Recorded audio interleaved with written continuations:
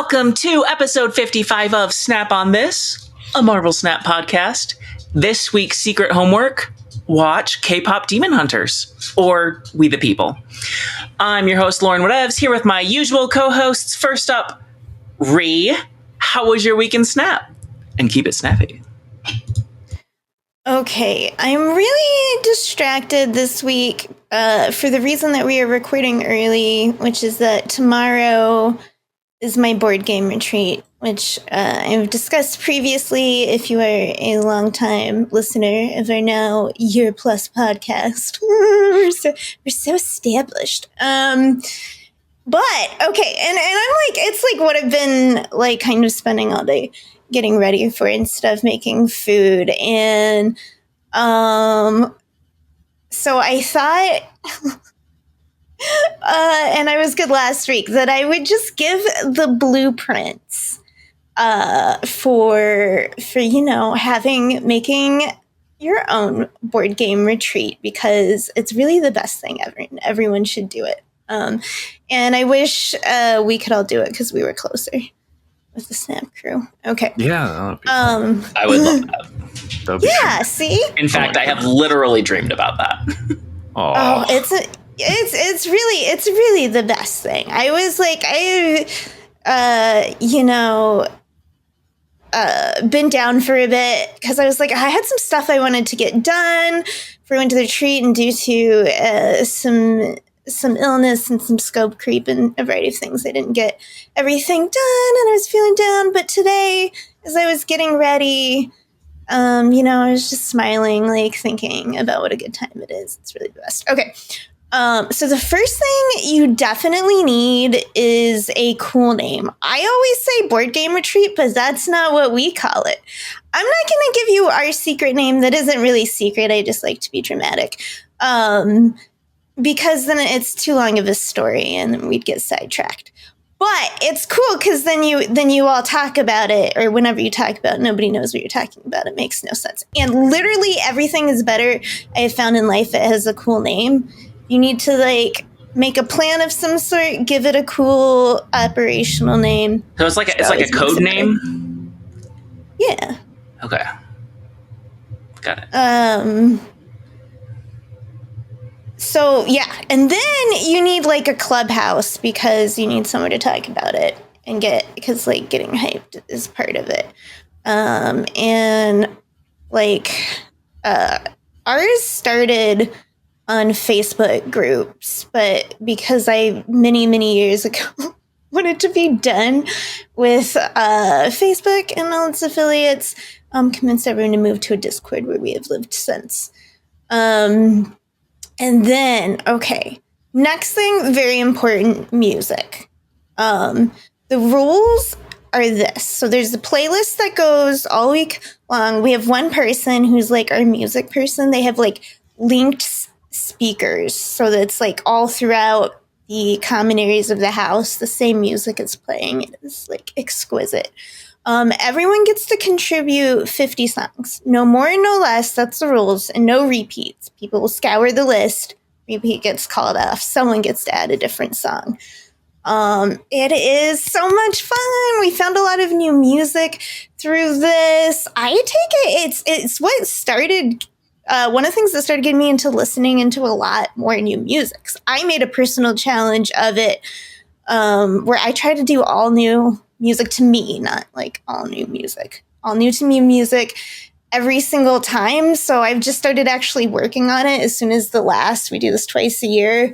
As soon as the last one is done, I start working on the new list, and it gets hype and like leading up. It's just like I listen to nothing but it, and on the drive. And it just makes it special. And then we go to a place that's like midway between everyone. This time it's on a lake. So we'll see. Maybe I'll go out on a boat. But like, is that like an Airbnb? Yes, we get an Airbnb. We're finding like a new, like if we find a place we really like, we'll stay there. For a while. The last place had a truly obscene amount of dead animal heads, mostly deer. mounted on its walls. That's not the reason we didn't come back, because like we were willing to to put up with it, but it didn't have enough beds or whatever for us. So anyway, and then you have to have little like quirks and rituals. Like our board games, we always have one like setup where we set up some tables. Everyone sets up their board game bags there. Most of us have special like board game carrying bags because we're binge nerds. And like you take it and you'll put it up and you'll unzip it, and then when like as people arrive, they walk through and you see all the board games there are to play, and what new ones people have brought. And then the food we collectively plan, and it's just like the most sugar I have in the year. Like weekends. But like some people even volunteer to cook. I am not a cook. What I do is all my prep. Like today I was making, some of my traditional dishes I bring, as well as some stuff. We're trying a salad bar this time for one of the meals to be, slightly more healthier amid all the sugar we're going to consume. Last time, did you bring a dip? Do I remember a dip? I feel like you told me once about a dip that you made. It's maybe not a dip, but kind of traditionally I bring, it's a dill pickle fake chicken salad for sandwiches. It's using soy curls. It's really good. Yeah, it's a great thing because I can prep it ahead of time, and then we can munch it anytime we want real food, because we kind of do it like lunch is your own time / raising, and then we have like this giant ass snack table. We just cover, it's just like covered, just like snacks. It's like a feast in a like fantasy tale, like just pages of George R. R. Martin describing like. Is this a Redwall situation where most of the book is description of food? Do you know how much joy you have brought me by like bringing up Redwall randomly? I loved Redwall so much when I was a kid. Okay, that was one of the words that you couldn't say for Mole Man in Zabu when we most recently played it. You weren't allowed to say Redwall. That would have been amazing. Okay, yeah, the Redwall series by Brian Jakes. I don't know how he says it.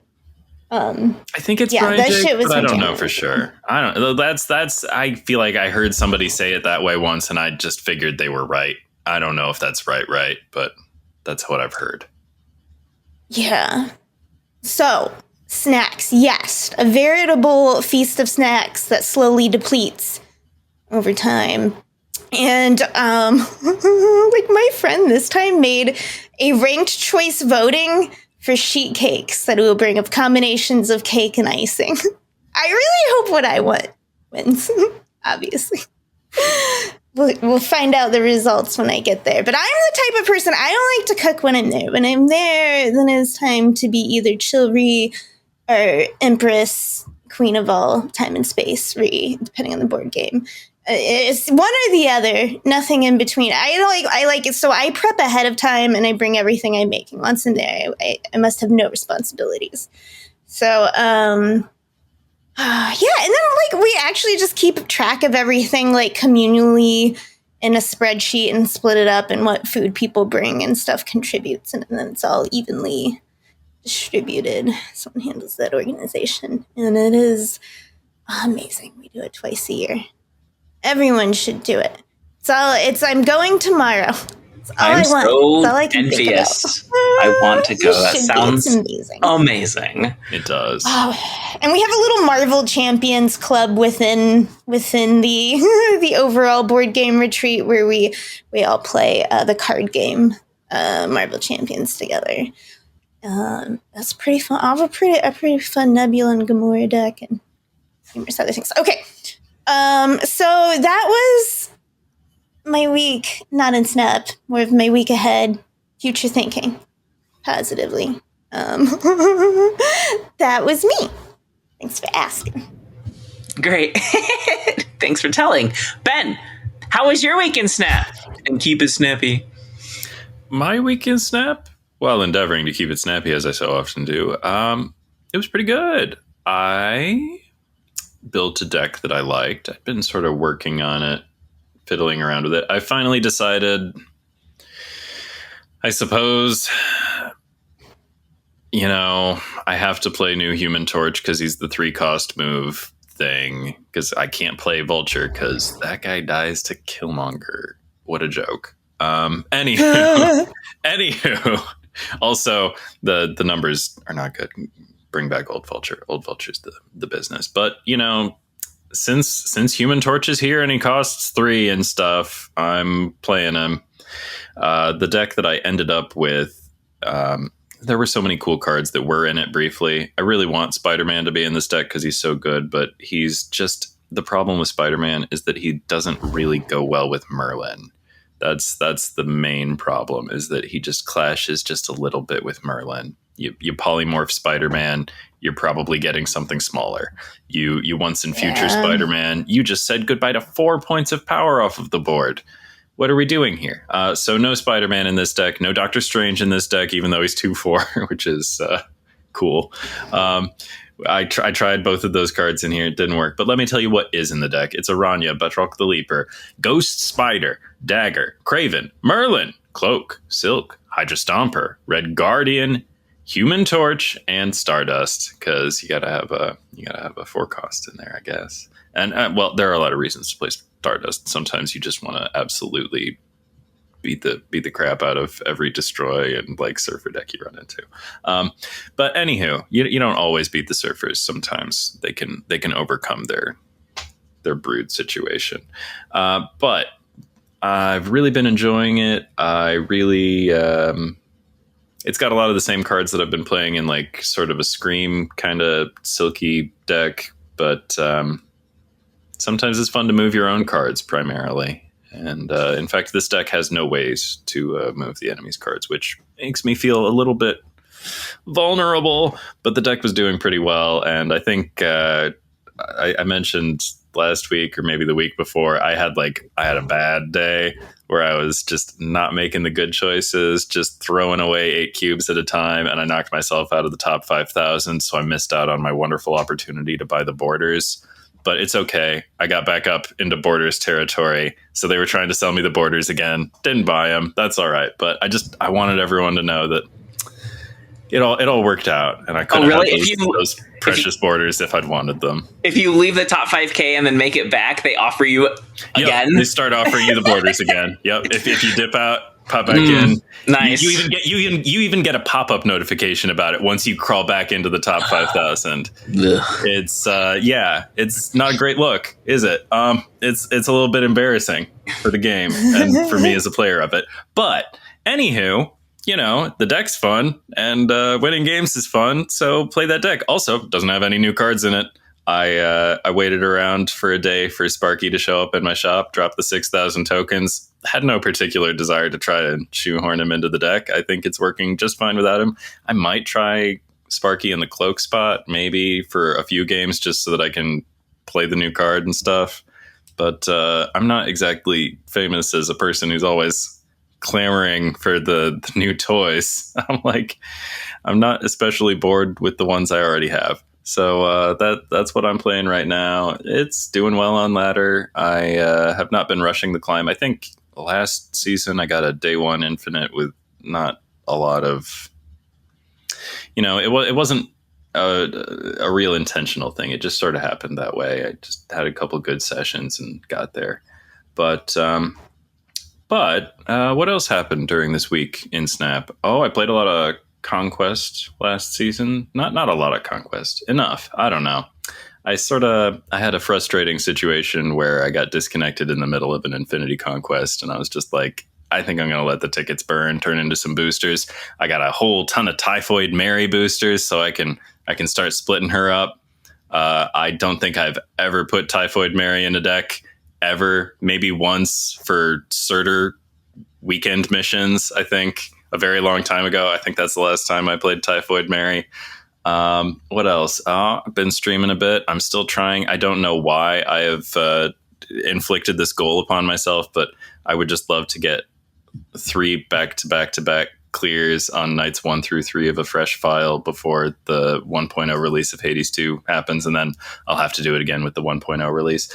But that's like a really weird and arbitrary goal, and like the hardest one is the first one. It's just like the mental stamina and like the good decision making you have to keep doing it. That's a long time. That's a long time of video game playing to not make silly mistakes or let goofy attitudes into your heart.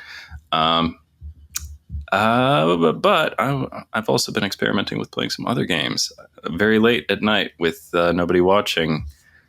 Last night, I started a tradition I'm calling Final Fantasy X Tuesday, where I play Final Fantasy X-2 on Tuesdays.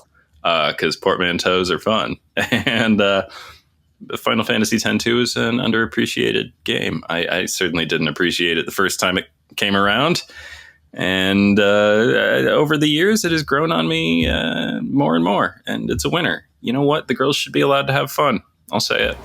Anywho, doesn't always have to be that heavy and tragic and stuff. Sometimes the gals are just having a good time. And I would also like to change my job with my outfit and my skills with my outfit. That would be amazing. Yep, magical girl transformation sequences left and right. All over the damn place. Yes, please. But you know, I would be interested in playing some other games. So if you have thoughts about games, I don't know, some other games I've been meaning to play. Prey. I heard Prey's fun, and I bought it about a year ago. I'm thinking about playing Prey, Disco Elysium. I started playing that on my PS4 before it crapped out. I was really enjoying that. I could see that being a fun game to watch because. There's a lot to like about it. The music's good. There's a lot of good stuff about Disco Elysium, at least in the stuff that I played. So anywho, that's just what's going on in my gaming life. Still not loving playing Marvel Snap on stream. It's just something I do secretly in private, but I talk about it on a podcast, and that's what we're here for. So Secret Snap time. That's been my weekend Snap and other stuff. Great. How about you, Lauren? Oh, I actually have stuff to talk about this week. Hey. Okay. Have you two... Okay. I was on Blue Sky, and Adam Starr, who often has very good ideas and is good at mashing pop culture together, and I don't know, I admire the way his brain works. And he proposed Marvel Snap Nuzlocke. Are either of you familiar with a Nuzlocke? No. I heard about it and I'm like, I think that's the name of a Pokemon, and I was I learned a little bit about it. It's the roguelike ROM hack thing, right? Yeah, I'll give you a quick rundown. So it was somebody decided to make roguelike permadeath rules for Pokemon. And it got the name Nuzlocke because they had a Nuzleaf. They were like doing a webcomic drawing their journey, and they drew the Nuzleaf's face like Locke from Lost. So that's how this custom rule set became. That's why it's known the Nuzlocke. But it's been called the Nuzlocke for, I don't know, 15 years or something like that now. Like, it's been around for a long time. And I've done Nuzlocks in Pokemon, and they're super fun. So the key rules are you can only catch the first Pokemon you run into it in a given location.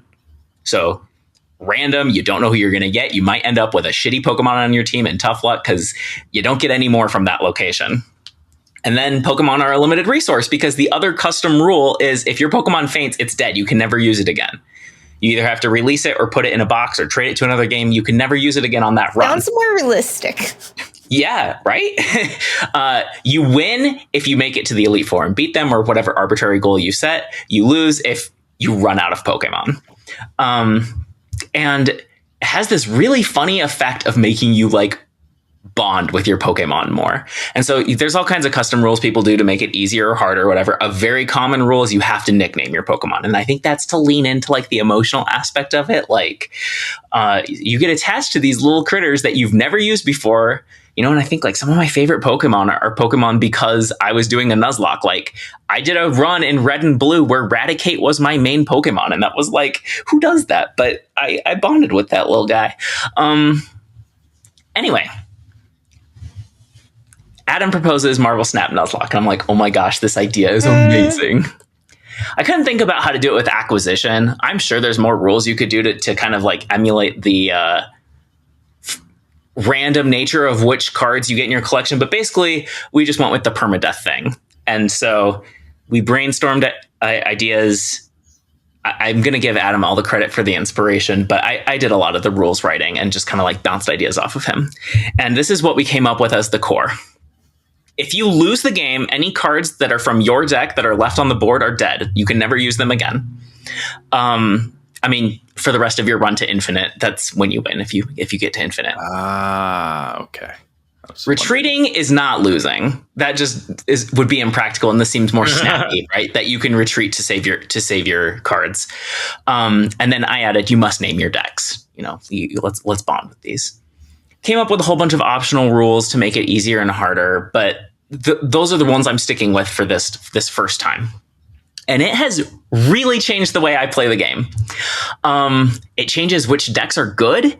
It changes how I'm being strategic about what deck do I want to use in my 70s? Because I know I can climb with negative. It's a good deck for this because it either does the thing or it doesn't, But I want to save that for the 90s. It's a deck I have a lot of reps with. It's a deck I think will be good for this mode. So I'm not using it in the 70s.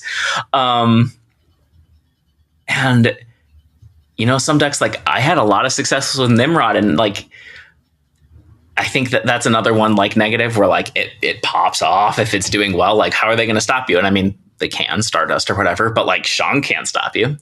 But then the other fun thing about Nimrod is it sends copies everywhere. So even if you do lose, you're not losing your most important cards because the cards that are left on your board are not the originals from your deck. So I started with Agatha of all things, Agatha and Redshift. I'm this will be strong. And I ended up 20 games, plus 3 cubes, right? Because there's so many 1 cube retreats because you're just I really I would gamble this if it was just regular old Snap. But if it means losing all these cards on the board, I'm not that confident. And so I'm playing very cautiously most of the time. I mean, Ben was talking about endurance gaming and making silly decisions, and I have definitely made some silly decisions. So I've lost, I don't know if it's worth reading off all the cards I've lost, but Agatha deck, gone. A greedy ongoing deck, gone. I'm not the whole deck, but enough of the deck, I can't play it anymore. A Moira deck, Moira X, that was pretty fun. Only got about 8 games with it. Nimrod has been great. That is one deck that I will put in the show notes because it was doing well for me, in general, and I got probably 25 or 30 games out of it before I lost too many pieces to keep playing it. Right? Wow. And just to give you an idea of how I'm doing, I made it to rank 85, having only lost twice, if we're not counting retreats as losing. So it's very cautious, but also there's so many fewer bots now that I'm in the 80s. I'm currently at 89. I was losing faith there for a second, but I finally found another deck that's going well for me. I played Thursday's move deck with Sparky in it, and oh my gosh, it was so fun, and it lasted 3 games because I had Topaz blindness, and so my middle lane was really, really big. I really won the middle lane. So yeah, I killed move. There's way too many important cards that are gone. Madam Web gone, Aranya gone, Iron Fist gone. I can't play move anymore. Then a Kitty Bast deck with Agent Venom and Havoc. That's a deck I love, and I've climbed to infinite with several times, and it was not doing very well, and it died. Are you playing through the hot location? I am. I was the hot location's going to be good for Cerebro, but I killed Cerebro really fast. First, I killed Cerebro. My Cerebro death was so sad. I lost. It's just I really am the games where you choose to stay, especially your opponent snaps on 5 and you're oh, I'm out of here. But then you're no, I have this. I'm pretty sure I have this. That showdown is so intense when it's not 4 cubes on the line. It's 4 cubes and half your deck on the line. You're oh. So that's been really fun and rewarding. Anyway, I lost important pieces of C3, but not Cerebro. And so then when the hot location rolled over, I was oh, I'll do C5. My opponent used double Gambit to make space on my board, and then Martyr moved, and I lost all my good Cerebro cards because Martyr and Gambit interacting with each other. It was very sad. The thing that I am having good luck with right now, this is comparable to my Nimrod run. I've had 25 games with this so far. Tech Slop, and I am I have to hat in hand I'm really enjoying Stardust in this deck. I don't know if I would like her normal. Pretty fun card, isn't she? Stopping Nimrods with her. Stopping. There's a whole lot of Sinister and Brood out with Viv right now. So yes, I am having fun with that. Cosmic Ghost Rider also having fun with. Even Alioth, like these big tech cards that I'm normally not a fan of. I'm really having a good time with them. So it's a Wiccan deck that's also running Negasonic, Mobius, Stardust, Cosmic Ghost Rider, and Alioth, like a whole bunch of hate cards. I forgot to mention, I did, in the first version of the move deck that I detailed in my Weekend Snap, I did try to jam Cosmic Ghost Rider in there because he is so much fun. I love the animation. He's just a fun card. All right. Sorry. I yield back. No, you're good. Anyway. I'm going to be doing art for it, like journaling my progress through, even though I'm already at 89. Like I'm playing faster than I could possibly draw or write about my journey. But I'm like keeping a record so that I can talk about it later and draw. I've already seen some of this art, haven't I? I think you probably saw. I did spend way too much time drawing myself in the Pokemon art style. It was great, though. Did you spend way too much time, or did you spend exactly the right amount of time, Lauren? It is really cute. I will not be drawing at nearly that quality for journaling my trek to infinite. I'm still feeling like I can pull it off. I haven't banned RSM from this game mode, so like worst case scenario, I have a pile of Garbo cards at the end, and I can just not put. Do you RSM have to keep track of all the cards that die when you play RSM? Is it possible that RSM is actually going to like kill your roster if you keep playing RSM? Is it going to take things from other archetypes that you'll then preclude yourself from playing? Currently, the rules you don't lose a card if it's a copy or a token. It has to be the card from your deck. It has to be a card from your collection for it to die. So that does change the calculus on like what kind of cards you want to play. It makes RSM very strong in this mode, probably. My goal is to try to reach infinite without ever using RSM, but I will pull him out if absolutely necessary. I believe in you. You got this. I'm going to commit right here on the podcast. If I run out of cards before I hit infinite, I will not hit infinite this month. I will honor my commitment to the Nuzlocke. I might still climb to 90 if I don't hit that, but like I'm like a few cubes away from 90, so I don't see that. I don't think that's a problem. Yeah, I think you'll be fine. I've got faith in you, the card Lauren. back is incredible. It's all right. Really an inspiration. Anyway, it's been super fun. I did kind of want to like test run it before. I just felt like if I posted just on social media, like, hey, here's me in cute Pokemon art style, and here's Nuzlocke rules I invented for Marvel Snap. I didn't think that would do very well on social media. But I'm like, what if I had like a story to tell with it? I think that would do much better. So next season, I'll try to have, I'll see if we can get more people converted. I know there are a couple people doing this. Adam is doing it, and Snap Variants, our very first guest on this podcast, is also trying to hit infinite with these rules. So, nice. Yeah.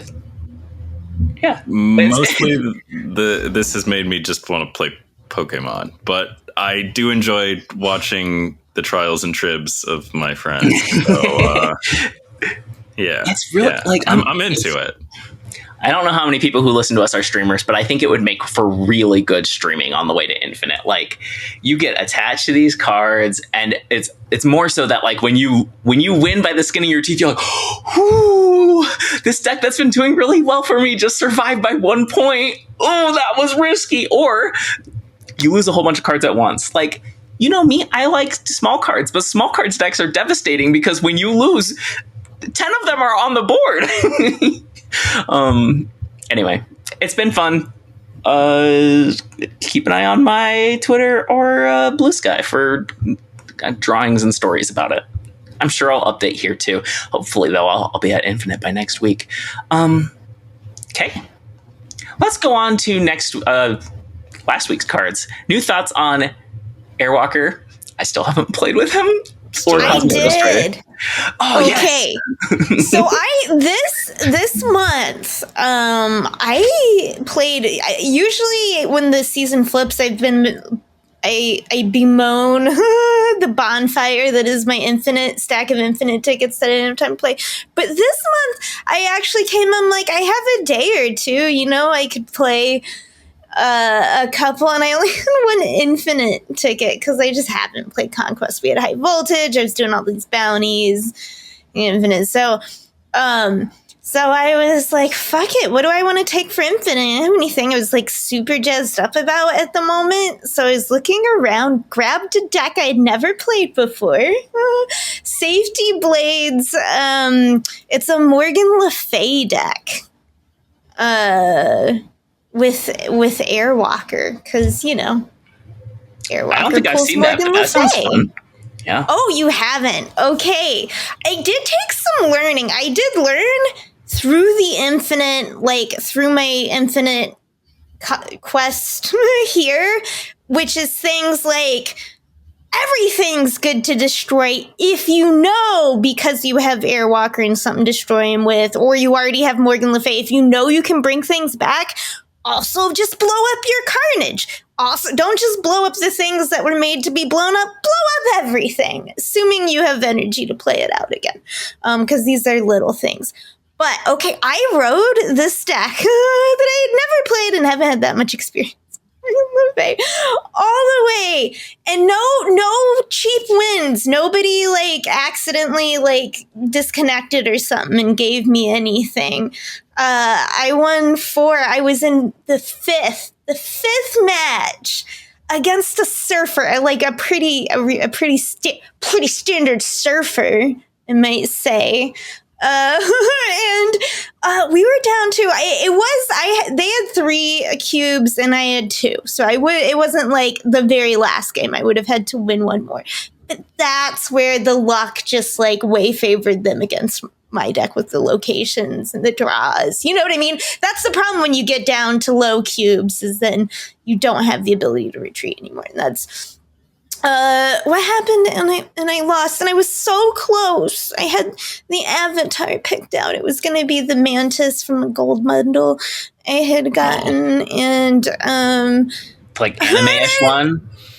It's all the stars. She's super cute. Creative House Pocket. She's got a flower or something. She's just like, oh. No, actually, she's doing more of a smile. It's more Anyway, I usually do it. I got the title Enchanted, I'm sure, and it works really well with this avatar. Anyway, I was really excited. I'm like, oh, my one, all these times I've burned, and my one, it could have been a great story. Could have had a narrative. But no, surfer, regular ass surfer. Taking down the fun deck. Anyway, so let me just clue you in on this deck. 1, you're blowing shit up, so death is here to be cheap. Which sucks if early on they steal her with a mirage or something. Or not a mirage. Well, sometimes a mirage because you're just that fast. But she got stolen sometimes, and I had to calculate. I'm like, okay, can I beat the death I know they got from me as well as everything else? Oh, okay. She's so fickle, death. All right. But your destroy cards are Venom, you have Killmonger, you have Kid Omega, and you have Carnage. You also, though, I have found it's so funny because, when Joaquin Torres came out, I'm like, bounce card, not for me. And I've since discovered, through the intervention of Lauren, firstly, with new mode, Arena, Grand Arena. Yeah, that Joaquin Torres can be some fun.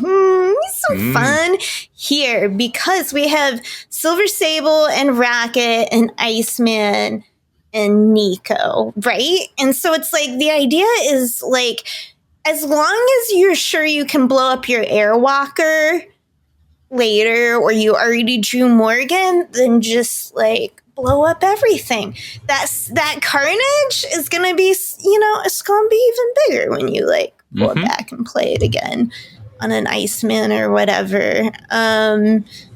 Yeah, and that was my learning curve. Is it was first like too set on only destroying certain things, and I'm like, wait, blow up Joaquin, play him again. He's 2 more power, you know? It was a fun little discovery, you know? It was a hero's journey that could have been rewarded, but it was more like the end of Ted Lasso season 1, where it's like, we didn't get it, but next time come back and win all that, you know, it was a positive looking forward. We had learned. That is the season of Ted Lasso that I've seen. Yes.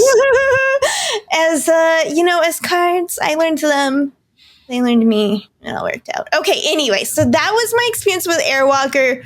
Very fun with Morgan Le Fay. Like, when like I said, you want to put him with Destroy, and, like, there's not a lot of forward costs in Destroy, but, like, Le Fay is one. Okay. That's all I've seen. Is Morgan Le Fay decks with Airwalker. It's the only good thing I've seen. I'm very happy about it because I like Morgan Le Fay. I've always believed in Morgan Le Fay. I've thought she's a good card all along, and this is sometimes good cards need collaborators, and I'm glad that that's what Airwalker's doing for the game. And it's one that it's hard for them, even though they've seen you blow this shit up, even though it's back in your hand, it's really hard. A lot of people stayed in games. They should have. It's not in your destroy pile anymore. Yeah.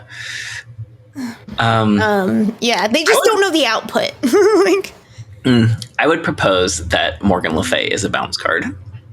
I hope that doesn't ruin her for you. I mean, kind of. Yeah, I mean, she's like a hybrid, right? Like, it's just a recursion thing. There are all kinds of recursion things you can do. Sometimes it's, I feel like, putting them in your the hand. difference though with this is that, like, in typical bounce, you're looking to bounce more than once. You know what I mean? And that's part of the planning you need to do. You usually have multiple bounce cards. This one, it's just once, so I don't have to super chess it out, you know? Okay.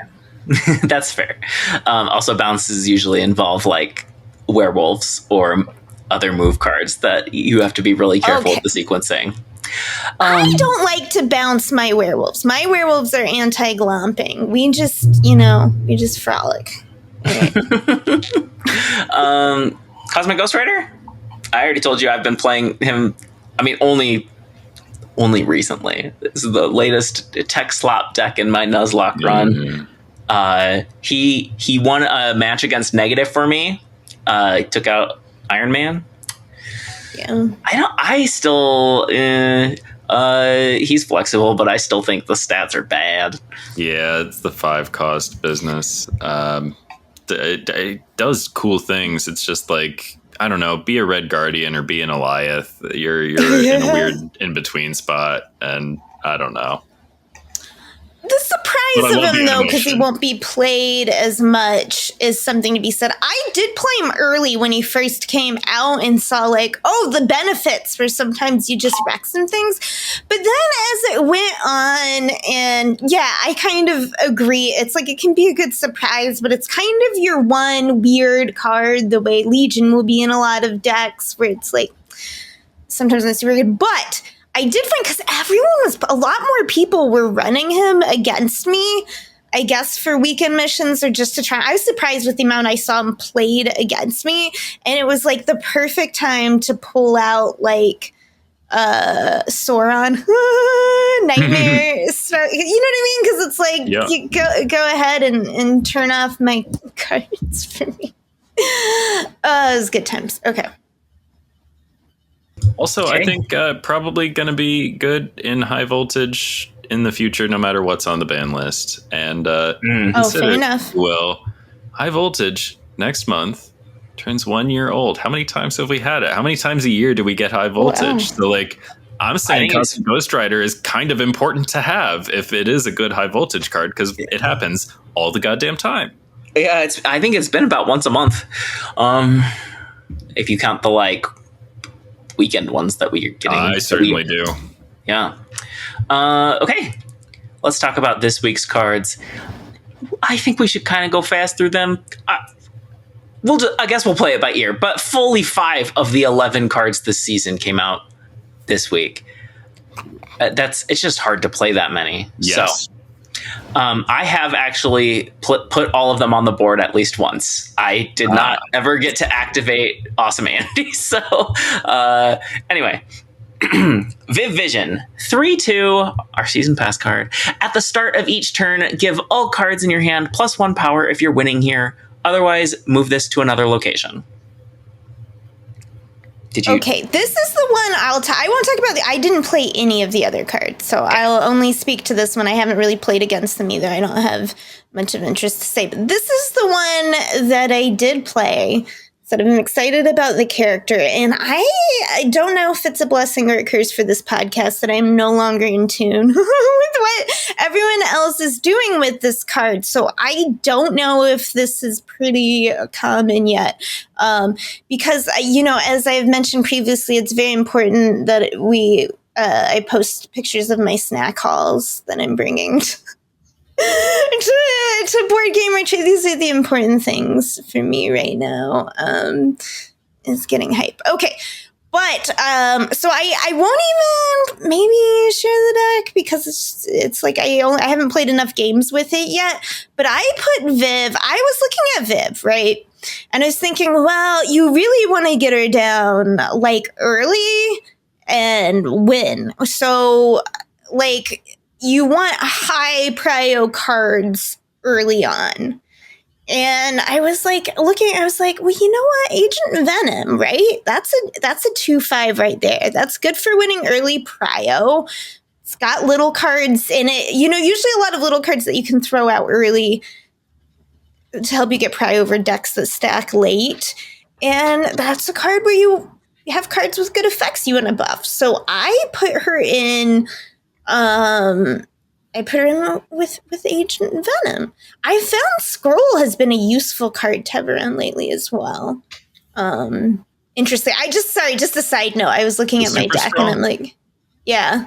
Yeah. I just like there's a time for a while he was like out of the meta. You know what I mean? He's just one of those cards that like is sometimes a good tech card, sometimes not so good. And lately I've just found there's been enough to copy with him. But like, yeah, so I didn't play a whole ton of games with this one yet, but I did win the Proving Grounds I took it into. Cause yeah, I hit Viv immediately and like just kept buffing my Iron Man and Gore and all that stuff. Is great. Yeah, I don't think she's super good, but when she gets going, she can be scary. And so that's where it's like, I don't know, like they changed her from end of turn to start of turn at the last second, and I just don't think that she was balanced for that, right? Like I feel fairly confident that we'll see her get a buff, even if it's just like going to 3/3 or 3/4. I think she's getting power back for sure. Yeah. She is both played against me and when I'm playing with her, she's bad when she doesn't proc. When she just moves from location to location, cool. Like I had an opponent get her into Sanctum before I did, but then I just put a Scarlet Spider in there, and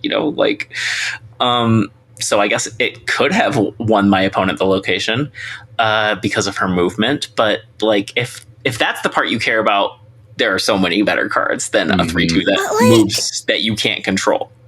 What about a move surfer? Where Hydra Stomper's in there, like getting buffed if it moves. Maybe. I'm not sure. I haven't played this card. I thought I might, but like mostly I've been playing against it, and I think the playing against it has kind of warned me off of trying to play it myself because I don't see it working for the people who are playing it against me. Sometimes I'm like losing to a card a lot and I'm like, ooh, I would like to try that. That's not been the case with Viv. I kind of think I understand that like her effect means that if they give her too much power in a buff or something, like I could see it being like a drastic change, but like I kind of think she needs some more power or something, because whenever I saw her hit the board, I was like, have I snapped yet? I should snap. I mean, maybe some of that is because like I've probably, I've got Batroc on the board. I've got Craven on the board somewhere. Like I see ways that I'm going to benefit from their Viv Vision and stuff. Yeah. And maybe that's not the case for everybody playing other stuff. But I was just like, Viv Vision never made me worried. Viv Vision made me think, oh, their deck probably is not. They're probably playing something that doesn't make sense that I will probably win against. See, Viv with Galacta and Gwenpool and like all the other, hand buffy type stuff. I've seen a decent amount of Okoye. Like I ended up with like 10 power Brood and 7 power Mr. Sinister. Like that's cool. And that's the thing I'm scared of when I see my opponent, rocking Viv and she gets several procs. And Gwenpool comes down and they played America Chavez. Like if it's just Viv, whatever. Like, yeah. Okay. I think you really need to miss pretty far with it's weird for me to be like, this season pass card isn't good enough. Yeah. And like, I'm always asking for season pass cards to be like less overtuned. And this one is just, I think it's a kind of a stinker. I think they changed it at the last minute. I think Scott Denham pointed that out, that like, that this was like end of turn for like so long. That's clearly what they were, testing with and what they balanced everything else around. And I think they ruined it at the 11th hour, and it's a stinky poo poo season pass card. That's what the SP stands for this time. Stinky poo poo. No. When's that going to be a title in Snap? Never, please. It's all right for me to say on a podcast once or twice, but like we don't need it immortalized in text in the game. She's no more diaper. Super duper narrow, and I feel like confident she's going to get a buff. I put her 6 out of 12 in my final or 6 out of 11 in my final Twitter rankings, and that's always like, oh really? Am I just being like mean to the season pass card? It always feels weird being so hard on the season pass card, but honestly, I think she's even worse than that. I'm surprised that a card that moves multiple times can be this uninspiring. Because cards that move themselves are like, that's its own reward. Moving around is very good. So something's wrong here. That's what I think. She just doesn't have enough power. Sparky, the super premium season pass card, Series 5. Also available in Series 5 packs. 2/1. Activate, give your card that last moved +3 power and move it back to its previous location. Have you seen it at all? Yes. Yeah. I've seen it. I even got this one. I dropped tokens on it. I had to wait for it to show up in the shop because I wasn't going to risk getting bad cards or anything. So I just decided I would pay 6,000 tokens for it. And I think it's really great that you can do that now with the super season pass thing, like the super premium season pass, the SPSP. I think it's great that I can have that card, and I haven't played it yet, but I will play it because it seems cool and fun. I thought about trying to shoehorn it into the deck that I described in my weekend snap. I have not done that yet, but I'll probably test it there, see how it feels. I don't know. Probably doesn't go super great with Silk and Badrock, but maybe it does. I don't know. We'll see. This card's nuts. Yeah. I think we all rated it pretty high. I put it as number 1 out of 11, and I'm feeling pretty good about that, even though I know half the cards we haven't seen yet. It's controlled. It's +3. Mm-hmm. If you send it back to the Madam Web lane, you get to move that card again. Like it's a very, very good card. If you ever play move or anything like move adjacent. So it's a card that you want. I will say, as far as the card acquisition goes, I agree it's a great change, but I think they need to do something for people who would buy the super premium season pass, but got Sparky with tokens. Like, if you get Sparky ahead of time with tokens, it makes the value of the premium super premium season pass go from like 9 times to like less than 1. Like, it's really, really bad to buy if you already have Sparky. And there's nothing in the game to warn you about it. There's nothing in the game that's like, hey, before you open this pack, we do have it for sale. And I saw people. Point. Like I made that warning on Twitter. I was like, hey, before you're tearing into your Series 5 packs, like heads up that if you are going to buy the Super Premium Season Pass, you should do that first. And I've had people replying like, oh, I'm so mad that I didn't read this in time. And I made the mistake. Like I opened a pack and I got Sparky. And now like, Yeah, I hadn't even considered that because as I said, I was going to wait and buy it with the tokens. But that has got to be really frustrating for those people. Yeah, if you're okay or planning to spend the $10 anyway. All right. There must be people who like decided partway through like last season that like, oh, I do want Silver Surfer First Steps or something, or like same thing with Fantasticard. The like, oh wow, yeah, I bought it mid-season. Yeah, I mean that never occurred to me because it was just like outside of how I experienced the game. So I'm not sure what the fix is, but I think they should do something about it. It's probably not like if you own Sparky and you buy the Super Premium Season Pass, you get 5,000 tokens. That's probably like not incentive enough for people to just buy it up front. But anyway, it's not my job to fix that. It's a problem that I see and I think needs to be addressed. And I will make my voice heard in creator spaces. Anyway, Moira X, our other Series 5 card, 1/2. When this is destroyed, get a copy of your opening hand. We all picked her as our card we were most excited about. I just don't have any urgent plans for her, so I'm going to wait and get her out of a cheap pack or something, I don't think she's a 6,000 tokens card for me personally, but I'm very excited to see her around and see what other people do with her. Haven't run into one in the wild yet. The patience is admirable. I was planning on like opening one Series 5 and hoping I would get either Moira or Sparky. But then, once again, snack prep. So I haven't yet, but that's my plan. I'm going to open and hope, It's weird now when I do a snap pack. It used to be, I'm like, oh, I'm opening the new card because I'm collection complete. And now it's like, we roll the dice. I would Sometimes maybe not. It's a Cosmic Ghost Rider. Yeah, I don't, I mean... They're your tokens. If I were in that situation, I would probably not be opening snap packs if I were like down that low. I don't know. Rhea and I are both more impulsive than you. In fact, I would say 99% of the players of this game are more impulsive than you. You can't save late night 9,000 tokens from today, but I got decision. exactly what I wanted.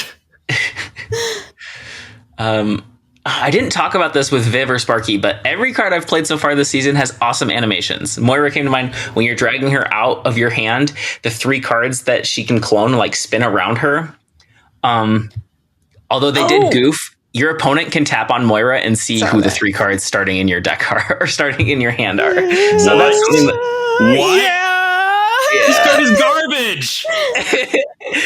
They're gonna fix that, I'm sure, because that's not supposed to happen. Also, Viv Vision is revealing to the deck trackers. It's revealing what's in your hand. What? Mm-hmm. Yep. If you see Viv buff your opponent's hand, then your deck tracker knows what's in your opponent's hand. So, oh my gosh, good thing I'm not playing that card. Wow. I imagine both of those things will be fixed, but Sparky's animation, incredible. When you play him to the board, he catches a frisbee, and then when you activate him, he plays fetch, and then when he brings the card back to its location, he shakes his head. It's really cute. It's like, I don't know how they managed to make a rectangle look so much like a dog, but they did. Can't pet him though. No, you're right. Awesome Andy, 2/1, activate, give one of your cards at each other location +2 power. I got him. Played him once and retreated before I could activate him. Aw. I want to do a Ravonna thing with. I have this dream that one day Ravonna will break her shackles that Mr. Negative has placed around her and become her own woman once again. And maybe Ozymandias part of that. He's activate though. It's really unattractive. So. Yeah, activate is the least attractive a card can be to me. Things that mildly made me turn around on some of these cards, like Awesome Andy and Omega Sentinel. There's a lot of cards this season that are like this. They have activates, but then they have low power. So they're great targets for calling. Kid Omega. You hit them with. Well, I mean, no, you hit them with Polymorph or Cersei. Mm-hmm. Oh, yeah. They're great targets for that. I gotta do more Cersei. I keep cutting her from things, and I'm like, why? She's the most fun. In my experience, her. Cersei causes a lot of problems. When She does lose you sometimes. I was playing her in high voltage, and I had to cut her, and things got a lot more consistent. And the games that I seemed like I should be winning, I actually won. Whereas when I was doing Cersei stuff, it would be like, oh, I'm way ahead. I'm going to win this game. And then Deathlock. Every 2 cost you evolve it, it turns into Deathlock every time. Same thing with Merlin. I've learned that rule. Like always do the polymorph of the 2 cost first. Order things correctly because it's going to be Deathlock. And Deathlock's great. 3/5, very cool. But just make sure there's nothing there when And Cersei makes sure there's always something there, and it's messy. I don't know. She doesn't work for non-believers. I guess. The fault is mine. Surely. Ben's more of a scientist, less of a magician. Omega Sentinel. This card grew on me a little bit since we talked about her. Only a little bit. 4/3. Activate, afflicts the highest power enemy card with -7 power. You know where she goes? Like a real good card to me. C3. I said so last week. Really? Of course she's in C3. Are we talking about Omega Sentinel, right? She won me a game because she targeted. Yeah, she won me a game because she was 3 power in one lane and -7 power in a different lane. Her animation is also awesome. She just blasts the hell out of the card that she afflicts. Nice. Yeah, seems like a good card. I think she's going to be really good with Jocasta. Yeah. I picked her up today for 3,000 tokens. That was the other. I said I spent 9,000 today, and that was it. I got Sparky and Omega Sentinel, skipping everything else. I can't remember who suggested it. It might have been Iron Cloak because they also love Valkyrie, but I think Valkyrie is really... Maybe it was you on the podcast? I don't know. Somebody said something about Valkyrie, and I'm like, that's cool. I wouldn't have said something about Valkyrie. So you make their highest power card a 3, and then Omega Sentinel can hit something else. Yeah. Okay. That's very crafty. That's a clever move. I wish I'd thought of it, but I did not. She's a 5-cost card. That's, 5 costs. I don't know. Is she a tech card? I don't know if tech's the right word for her, but she's hard to justify sometimes as much as I love her. Next week's card, Vibe Check, Bastion, 4/3. On Still reveal, seems like a real good card. Add jumping the gun a little bit. On reveal, add copies of your other cards here to your hand. Set their costs to 2 and their power to 3. I still think it's Bananagrams going to be nuts with Victoria hand. Yeah, okay, yeah. In limited uses like that, I think overall, though, once again, you're going to be copying small cards, and it's just like... Yeah, I don't think it's like free wins. I think it's like the Morgan Le Fay situation where you kind of don't care what it is. You just want, give me generated 2/3s that will count for Victoria hand and stuff, and possibly be also Victoria hand. And I think you're right, but that's like Victoria, right? It's Victoria hand that it's good with. It won't be. People kick my ass with all the time. I think he works with Cerebro. There's probably other things too. I think Quinjet is a really, really good synergy for him because then he's making 1/3s. Yep. Make a fresh Quinjet. Fair enough. Yeah. All right. Maybe I'm under discounting him. But you're right. It's all about their genness. I was thinking about what cards specifically you're copying, and you're making the point that it's like, that doesn't matter. And it's like, get you. I've seen people try to propose cute things with him, like negative, or like trying to get him to hit an Iron Man, and I'm like, it's just he's already slow, and that's way too slow. Like he'll do it sometimes. Maybe it'll be like a good clip or like a cool 1 in 100 game, but it's not. That can't be your plan. I realized that I only talked about Moira X's animation and not the card. I only got to play about 5 or 6 games with her before I lost. So I can't use her. She's dead to me until, I guess I could go into Conquest or something, but she's dead to me in Nuzlocke. But I was having a lot of fun with her. I think that she's super cool and like a destroy Victoria hand like hybrid package, and that's the only thing I've seen people doing with her. But a destroy package and a Victoria hand package both like the hood, so and misery. Like there's things you can do that's a real hybridization that works. Could she be cute with Dakin? You hope that Dakin's in your starting hand. Get a second Dakin. I don't know. Ever since we did that secret homework so long ago with Dakin, I'm rooting for him. I'm always like, is this a Dakin card?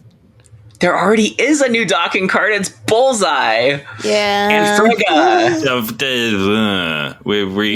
I'm with Reed. We don't speak of. Yeah. The Nasty. dark one. Not a fan. What did I beat one on recently on Power? Because me, like most of the time I'm like, it's probably got it, but sometimes I'm still like, can I do it? It's like when you're gonna take on a negative deck, like that hits it, you're like, here we go. And then I did it with a Bullseye and I beat them on Power. It's like, yeah, fuck yeah, you did know it was with Morgan Le Fay. That's what it was. It was in the Infinite run. It was like, boom, got you. My discard card is better than yours. Yeah. Anyway. Okay. Yeah, beating Bullseye on Power it's not an easy thing to do, and it never feels like something you can calculate. You just like gotta vibe it. Yeah. You're like, I vibe math.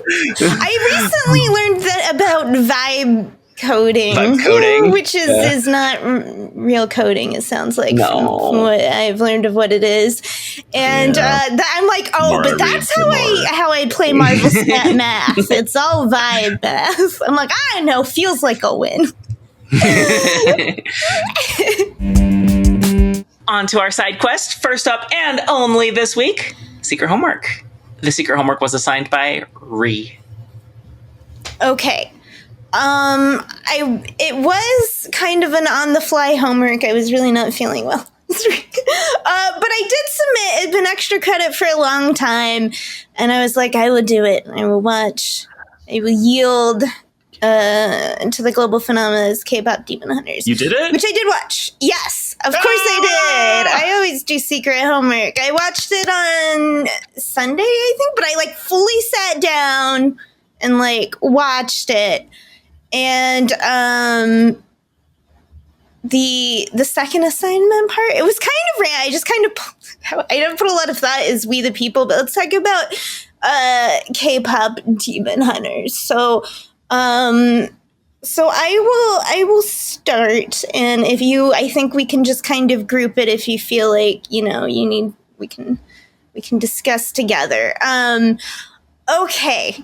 So yes, this is my first watch through, and I want to say of it, I think I can see why it is so popular. I did enjoy it. I did very much enjoy it. And one is all the dressing on it is good, right? The animation is fun. What the fights and stuff brought to mind for me was, have you guys seen Ruby at all? RWBY? I haven't. I have not. Okay. All right, it's actually very worthwhile. I actually would recommend it. I also have been wondering how to pronounce it this whole time. So thank you for clearing that. I was like, do we just say the acronym every time?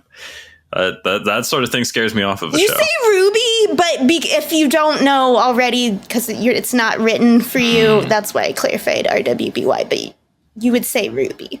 I got into it through a friend. I try to keep up with stuff. But when I first got in, before I got hooked into the whole show and the characters and everything, what pulled me in is that the fight animation. Okay, so there's some people who love fights that are just look at the blood and guts fly, like the old video game, the blood filter, I want to see blood spatter everywhere and stuff. And it's power to you if that's how you vent your rage. Always better take it out on pixels than people. So, but the kind of fighting I really enjoy is fucking choreography, Give me an amazing sword fight. Give me some really cool, I love the old Chinese fantasies where people are just flying, fighting. And, Ruby has really cool fighting, animations. And I won't say it's exactly like K-pop Demon Hunters, but the idea of it's just really fun to watch the fights and the animation happening. So that's all really enjoyable about it. And then it's like the theme, they picked such a universally human theme, right? That can be like, that is about like being told to be ashamed of who you are and needing to hide it and needing to change some kind of intrinsic part of yourself. And it's so easy. And then they took that, a universal human theme that like most people who are not devoid of all feeling will relate to, or, have no experience in life or whatever. And they put it with music that is very evocative.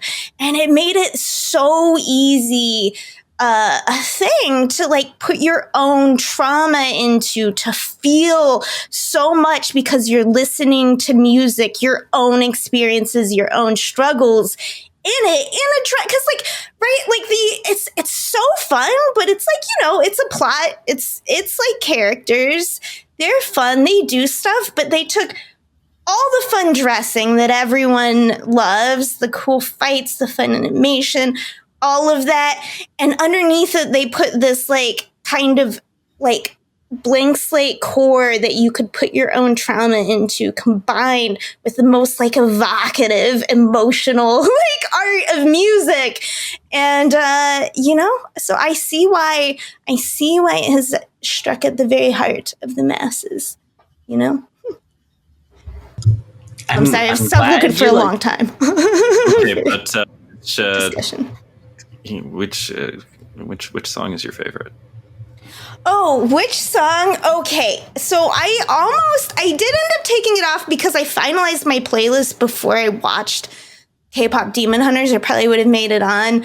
I almost put Soda Pop on my... It's a banger. I did have a very long addiction. Once I've seen it, Golden hits, obviously, even harder. Yes.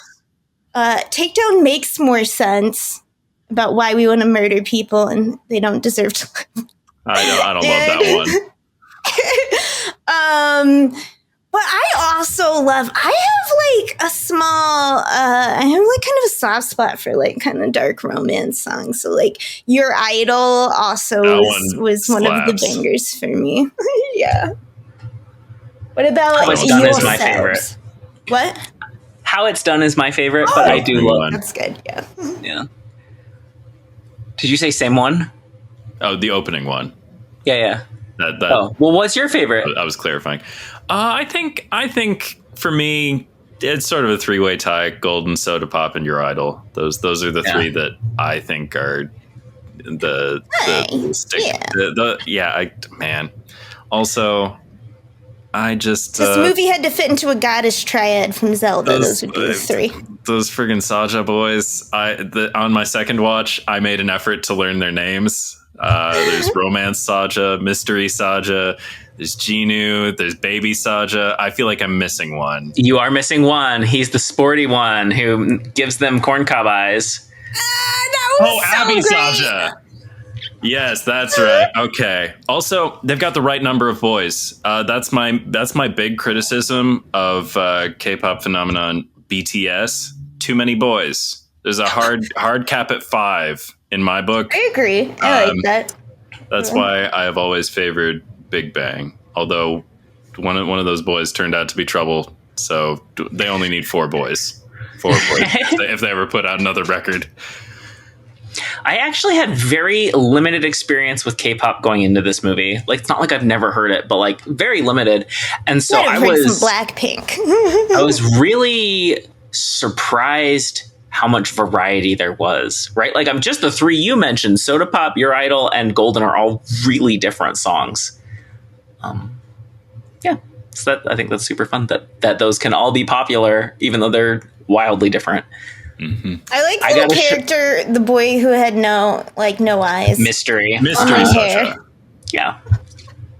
Yep. Yeah, he's great. Crack me up.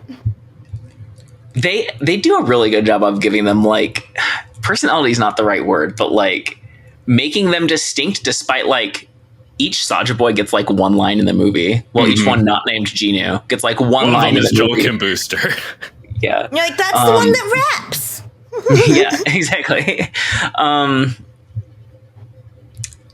I don't know. I was gonna say, I got to show it to my parents, and I mean, I wouldn't have proactively shown it to them. I would have had my heart broken when they didn't like it. But I showed it to my nieces when all the family was together this weekend, and so my parents sat through it, and my nieces loved it. They're like 2 and 8.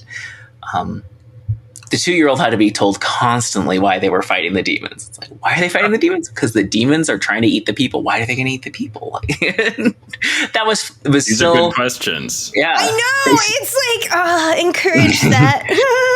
Yeah, right. It was. Why must we fight? Very cute and fun. Okay. Ben and I watched We the People. Well, I don't know. Did. I was assigned to watch We the People because I had already seen KPop Demon Hunters. Kind of a Schoolhouse Rock collection of music videos. For educational fun stuff. It's really fun, even if you're not into the educational stuff. Like, each song is a bop, and the animation is all completely different style. I loved it. The animation was gorgeous. I watched the second half of it today, and Kiddo was on the couch doing her own thing, but like the song with David Diggs came on, and she was like, "What is this?" And I was like, "Well, that's David Diggs," and she's like, "Yeah, I knew that." Okay. Yeah, I don't know what else to say about it except like, yeah, it's quite easy to get through, and I think that is something that would be good to show kids. And yeah, the music and animation were both awesome. Thank you for the recommendation. I would have never watched it without it being homework.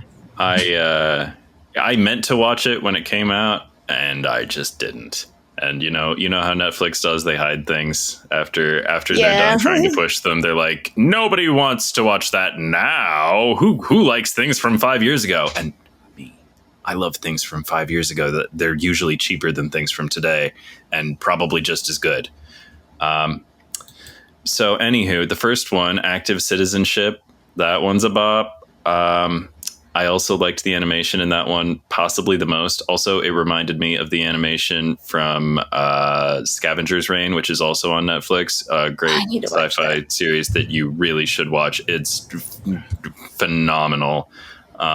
So watch Scavenger's Reign. Also, Active Citizenship. Good song.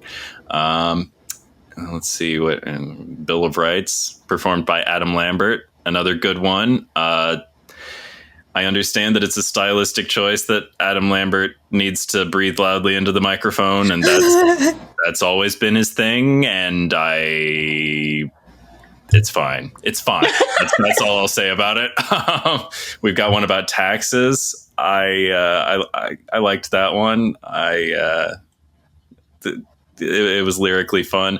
A lot of these, I feel, are explaining things that like probably make more sense if they already make sense to you and you already understand what they're trying to impart. You know, like there were some parts of the Bill of Rights song where I'm like, that no new information is being conveyed unless you already know it, and then it's not new. There was the song with Lin-Manuel Miranda and David Diggs and Brittany Howard, The Three Branches of Government, and I liked that one. From the Frozen and I think also Coco songwriters on that one, and the animation is fun. A lot of these songs are kind of depressing because like the things don't work because like the three branches of government aren't like functioning correctly.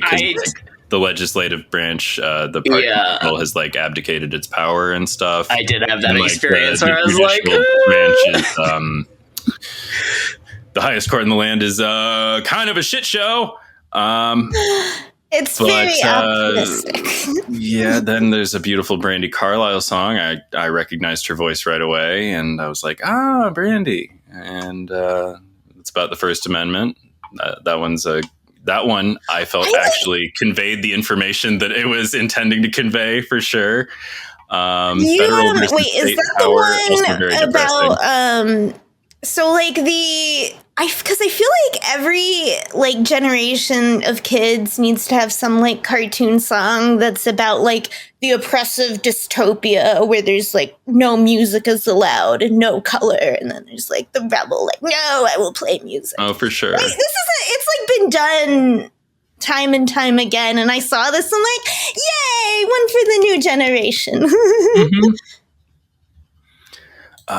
Let's see. We had, the federal versus state power one. I actually really liked that one. I thought it was like very musically fun and enjoyable, and also kind of a bummer if you try to look at current situation.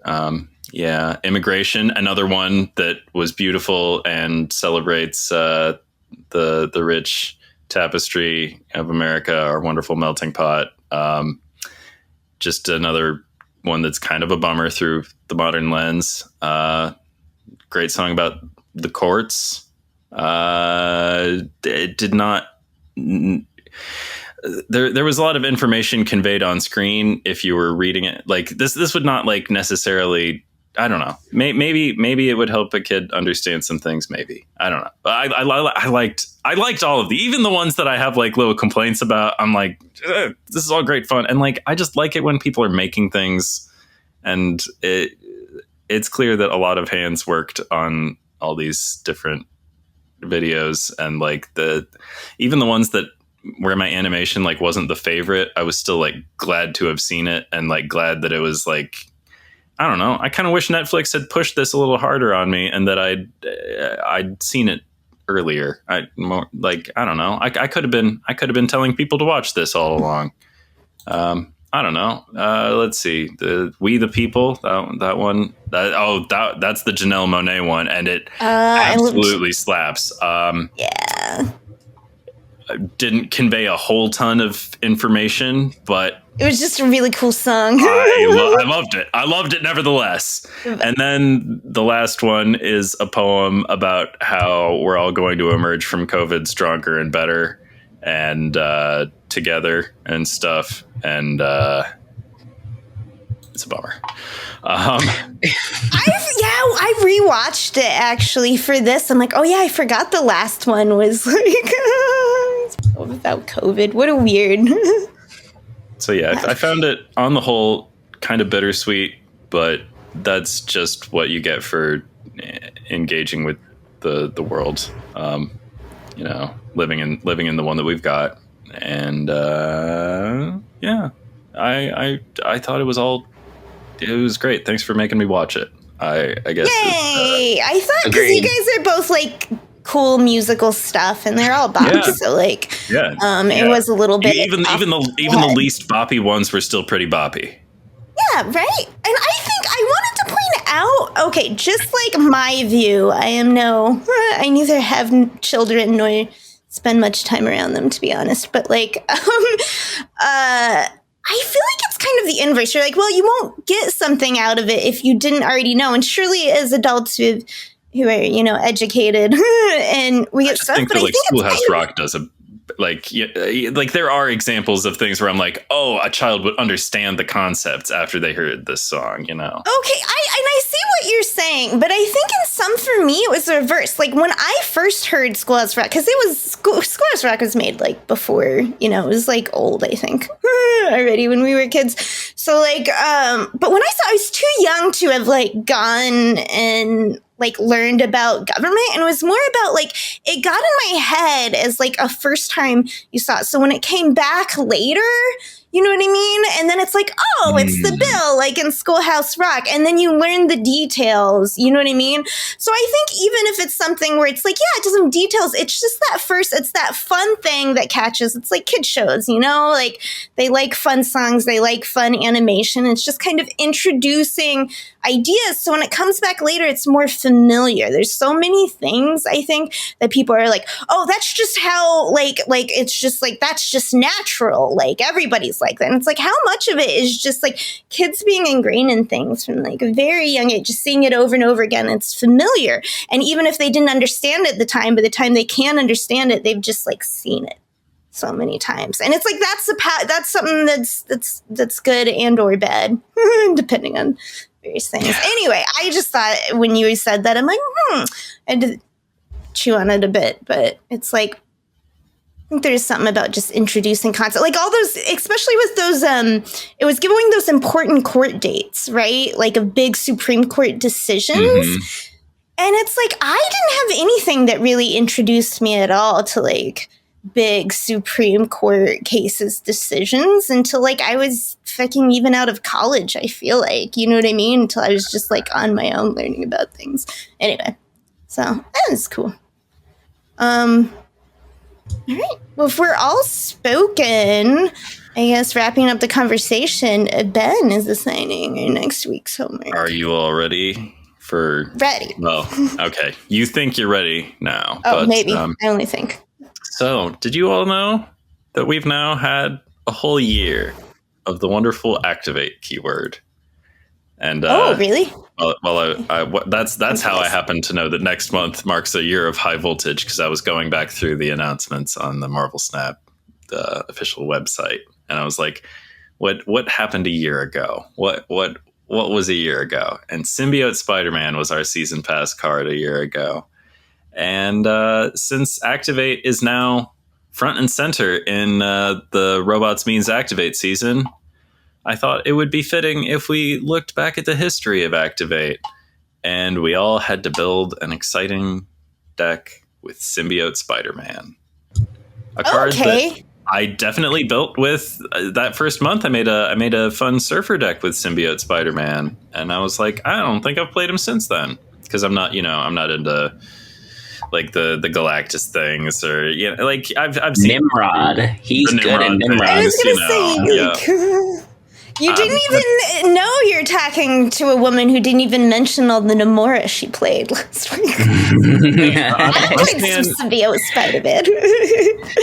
Just build a new thing with Symbiote Spider-Man, so like different from what you're already doing. So I guess I'm going to try not to do a surfer thing with Symbiote Spider-Man. Something different. Or, you know what?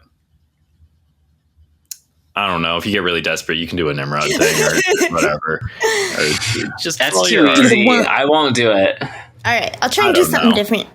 But yeah, build something with Symbiote Spider-Man, because I think the deck building ones are fun. Okay. Well, with that, if you liked what you heard, interact. You know how to do that. You hear it all the time on your YouTubes and such.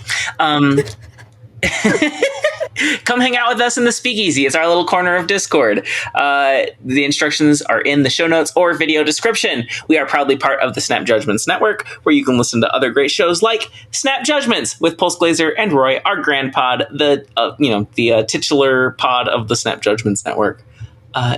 It's great. Anyway, tune in next week. Find out what we managed to do with Symbiote Spider-Man. Same Snap time, same Snap channel. Every time you say, if you like what you heard, it just makes me think of Mean Girls. And when you say you heard, I'm like, but forget what you heard. I'm like James Bond III, shaken not stirred. Because Kevin G is rapping. Talent show. I don't remember that, and I've seen it several times. Happens. I believe you. That's how I live my life, believing people about the things they tell me, because I don't know anything. What you heard? I'm Kevin Napoor. The G is silent when I slip through your door and make love to your woman on the bathroom floor, or something like that. Nice. I think though maybe I'm conflating some lyrics. And I don't know. Ree, did you get Magic together, or is there something else you're especially excited about? Well, I was thinking I forgot to mention, because I didn't actually have time to think through what I was gonna say. We also almost always someone brings a projector and we hook up old game consoles. Not old. Usually it's someone brings a retro console, like a Raspberry Pi deal or whatever, and then or in movies, it's a good time, when you need a break from all the gaming, do some video gaming or some movie watching, And yeah, I was trying to pull together magic, and I think it will still happen. I think we'll have enough people. So yeah. But I am sad because we never found a replacement for Lovers in a Dangerous Space-Time, which I very much enjoyed playing, but we had played to death, I think. Played the fuck out of it, yeah. I have that problem too sometimes. It's like, I love a good couch co-op game, and I would love to have, I have ones that I share with my brother, ones I share with my kid, ones I share with my wife, and they're hard to find sometimes. What? We sometimes couch co-op in this household is Teenage Mutant Ninja Turtles Splintered Fate. It's very, very Hades inspired, and it's like, what if there was a pretty okay co-op Hades with Teenage Mutant Ninja Turtles stuff? And I'm like, we're not culturally, we're slowly becoming culturally a Turtles family, it turns out. There was that good movie, the one. I think we're slowly becoming a Turtles fam. Yes, Mutant Mayhem. And I think on Netflix games, there's another good Turtles game. And I think I might check it out. Is there like a Diablo for like 4 people? Like that would be the great Diablo is 4-player, isn't it? Yeah. Like on couch co-op? I think you Diablo can 3 is a split screen. I think Diablo 3 is. I've only played it with 2, but I think it can go up to 4. You'd have to double check. On one console? Well, the problem with most games is okay. Well, maybe I need to be hitting up and seeing if someone can bring that. That's great. I just want to, slaughter some endless waves of monsters that are safe to kill because they have no feelings. I hope they have no feelings. I don't have to think about this when, oh my gosh. Can I confess something that has been bothering me? This was even weeks ago. I don't know why. Did you say it? Someone clicked the hand. I didn't. Thing. I meant to mute and I raised my hand. Continue. Okay. Just no. Okay. There's a character called Aaronville, and there's this whole thing where it's this storyline about accepting death. It's both dark and positive at the same time. But anyway, his mom has already died, but she's been uploaded into a robot. And the robot she runs around in, I got as a mount. It's not her, but okay. I was on the mount, and I was like, "Hey, look, Aaronville, I'm riding your mom," because I thought it was clear, but I didn't. It didn't hit me till a full 5 minutes later. The additional connotations that count, because I do this a lot. I'm not an innocent person. I don't know why it doesn't come to me, but I was raised very sheltered. So sometimes the realization hits way later. And this is a fictional character, and I shouldn't feel so bad. And it's not necessarily I feel bad, but for some reason, my foot in the mouthness that I've done here by being vastly more insulting than I actually meant to be, by adding the sexual component to the insult about his mother, has just somehow tied into all the many times I've horrible foot mouthed and tied into that anxiety. And I'm hoping talking about now will finally release it from my brain. I can forget. This happened a while ago. Really shouldn't still be hanging up in my brain as often as it is. Yeah, the brains are funny, huh? They are. There's so little I can remember about my past, but I can remember plenty of foot mouths. Mm-hmm. Yep. All of them, all the way back. So there should be a Hobbit clan. Probably is.